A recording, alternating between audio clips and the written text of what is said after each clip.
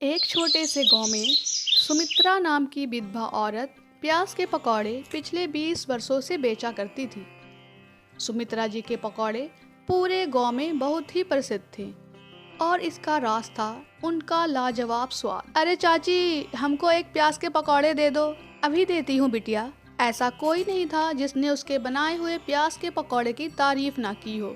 अरे चाची, तुम्हारे हाथों में तो जादू है, जादू। नहीं बिटिया, ये जादू नहीं है, ये तो हमारा मेहनत है। हम पकौड़े में इस्तेमाल होने वाला बेसन घर में ही पीसते हैं, वो भी खुद। अच्छा, तो ये राज है आपके स्वादिष्ट पकौड़े का। दिन भर सुमित्रा के पकौड़े के ठेले पर भीड़ लगी ही रहती थी। सुमित्रा का जवान बेटा मुन्ना भी पकौड़े बनाने में अपनी माँ की मदद किया करता था। दोनों माँ बेटे मिलकर दिन भर में अच्छी कमाई कर लेते थे। मुन्ना की शादी की उम्र हो गई थी, इसलिए सुमित्रा लड़की ढूंढ रही थी। एक दिन सुमित्रा अपने बेटे से कहती है, अरे मुन्ना, मैंने एक लड़की देखी है, वो बहुत ही सुंदर और सुशील है। तुम्हें पसंद हो तो बात आगे बढ़ाएं। माँ, तुम्हें जो भी लड़की पसंद है तुम उसी से मेरी शादी करवा दो। ये सुनकर सुमित्रा मुस्कुरा देती है। अगले सप्ताह ही सुमित्रा और मुन्ना ने लड़की देख ली और देखते ही उन्हें वो लड़की पसंद आ गई और शादी की बात आगे बढ़ी और 2 महीने बाद ही मुन्ना और शोभा की शादी हो गई। आज सुमित्रा बहुत खुश थी क्योंकि उसके परिवार में आज एक नया सदस्य जुट गया था। सुमित्रा शोभा को अपनी बेटी जैसी मानती थी। एक दिन सुमित्रा अपने ठेले पर जा रही थी तो कहती है, अरे ओ दुल्हन, हम दुकान जा रहे हैं, तुम मुन्ना के हाथों खाना भिजवा देना। तो अंदर से आवाज आती है, सासू माँ, खाना लगभग तैयार है, आप तनिक खा के जाते तो अच्छा होता। अरे नहीं नहीं दुल्हन, बहुत देर हो गई है, हमारे ग्राहक इंतजार कर रहे होंगे। सुमित्रा अपने काम पर कभी देरी से नहीं पहुंचती थी। वो हमेशा समय से अपना ठेला खोलती और जब तक ग्राहक खत्म नहीं होते थे वो तब तक ठेले पर ही बैठा करती थी। सुमित्रा बहुत मेहनती थी, इसलिए उसकी कमाई भी अच्छी होती थी और खास करके बारिश के मौसम में उसके प्याज के पकौड़े बहुत ही बिका करते थे। एक दिन की बात है, वो जंगल के रास्ते से होकर अपने घर जा रही होती है। तभी उसकी नज़र एक छोटी सी लड़की पर पड़ती है जो रो रही थी। उसे देखकर सुमित्रा उसके पास आ जाती है और कहती है, क्या हुआ बेटी, तुम रो क्यों रही हो? मुझे बहुत भूख लगी है और मेरे पास खाने के लिए कुछ भी नहीं है। सुमित्रा उसे पकौड़े खाने के लिए देती है। वो बच्ची पकौड़ा खाते ही कहती है, पर दादी माँ, मेरे पास आपको देने के लिए कुछ भी नहीं है। कोई बात नहीं बेटा, मदद करने के लिए वापस में किसी उपकार की कोई जरूरत नहीं होती है। तभी वहाँ पर वो लड़की एक परी में बदल जाती है और कहती है, वाह सुमित्रा, मैं तुम्हारी बातों से बहुत ही प्रसन्न हुई। इसे देखकर सुमित्रा हैरान हो जाती है और उसे आश्चर्य होता है। तभी वो परी सुमित्रा को एक नीला पत्थर देती है और कहती है, इस नीले पत्थर को तुम अपने ठेले पर रख देना, इससे तुम्हारी आमदनी और बढ़ेगी। सुमित्रा वह पत्थर लेकर अपने ठेले पर आती है और वह पत्थर ठेले पर लगा देती है और अपने बेटे से कहती है, मुन्ना, ये कोई आम सा पत्थर नहीं है, इसे मुझे एक परी ने दिया है, इसे हमेशा संभाल कर रखना। तो मुन्ना हाँ में सिर हिला देता है। उस दिन के बाद से उसके ठेले पर ग्राहकों की भीड़ बढ़ती ही जाती है। अरे पहले मुझे दे दो, नहीं नहीं पहले मुझे दो। ग्राहक आपस में लड़ रहे थे। तब मुन्ना ने सभी को कतार में खड़ा कर दिया और ग्राहक कतार के अनुसार पकौड़े खरीद रहे थे। शाम को दुकान बंद करते वक्त सुमित्रा पत्थर की तरफ देखकर कहती है, शुक्रिया, आज आपके इस जादू के कारण इतने ग्राहक आए। ये बढ़ते ग्राहक का सिलसिला चलता रहा। सुमित्रा की आमदनी पहले से और दुगनी हो गई थी। अब उनकी जिंदगी पहले से और बेहतर हो गई थी। मुन्ना ने नया स्कूटर ले लिया था और सुमित्रा ने घर को 2 मंजिला बनवा लिया था। सुमित्रा का पूरा परिवार बहुत खुश था। एक दिन की बात है, जब सुमित्रा और मुन्ना की छुट्टी थी। तब मुन्ना अपनी माँ से कहता है, अम्मा, मुझे लगता है हमें अपने दुकान पर किसी और को रख लेना चाहिए।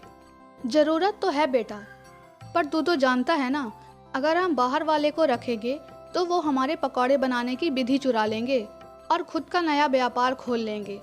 हाँ माँ, वो तो है, लेकिन हम लोग और क्या कर सकते हैं? तब उसकी बहू कहती है, सासू माँ, अगर हम भी आपकी मदद करें तो कैसा रहेगा? ऐसे भी 12 बजे तक हमारा सारा काम खत्म हो जाता है। सुमित्रा कहती है, हाँ कर तो सकती हो बिटिया, पर तुम बहुत थक जाओगी। अम्मा, आप इतनी बुजुर्ग होकर ये सब कर सकती हैं, तो हम क्यों नहीं कर सकते?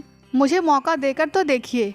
ठीक है रानी, पर एक बात हमेशा याद रखना, पकौड़े हमारी तरह ही बनने चाहिए, थोड़ा सा भी बदलाव नहीं चलेगा। बिल्कुल, आपकी तरह ही बनेंगे अम्मा। अगले दिन रानी भी सुमित्रा के साथ ठेले पर आ गई और सुमित्रा ने उसे प्याज पकौड़े बनाने की विधि सिखाई। उसके बाद रानी भी बिल्कुल सुमित्रा की तरह पकौड़े बनाने लगी और इस बीच सुमित्रा कुछ देर के लिए अपने घर जाकर आराम करने लगती है। अब रोज़ दोपहर 12 से 4 तक रानी ही ठेले पर पकौड़े बनाया करती थी।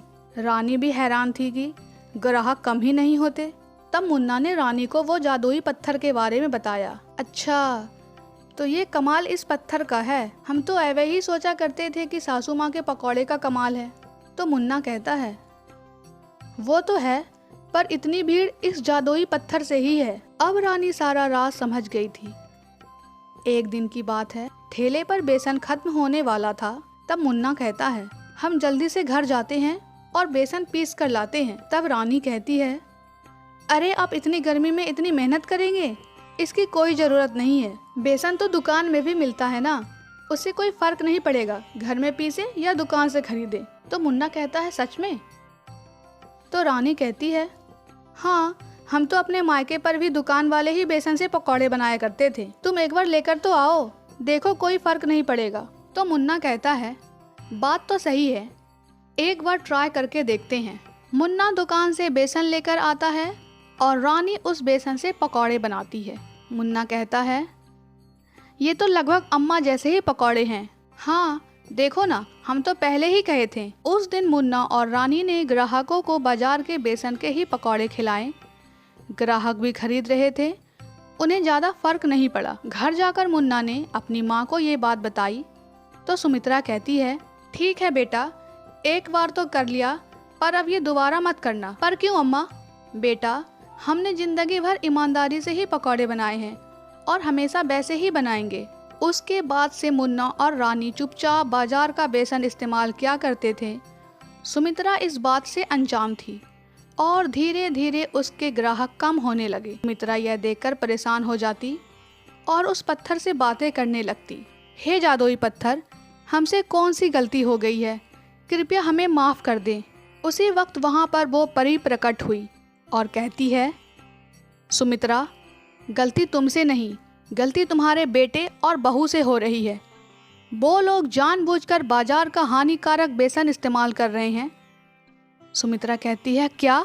हम इस बात से अनजान थे, पर हम सब कुछ ठीक कर देंगे। परी कहती है, जैसे ही सब कुछ ठीक होगा तुम्हारे ग्राहक भी बढ़ जाएंगे। परी ने सुमित्रा को सच्चाई बता दी थी। सुमित्रा घर पहुंचकर अपने बेटे और बहू से कहती है, बहू रानी, कल से तुम ठेले पर नहीं आओगी। अगर हमें सही वक्त पर ये सब के बारे में नहीं पता चलता तो हमारा व्यापार ही बंद हो जाता। और मुन्ना, तू तो समझदार है, कितनी साल से तुम काम कर रहे हो। तो मुन्ना कहता है, हमें माफ़ कर दो अम्मा।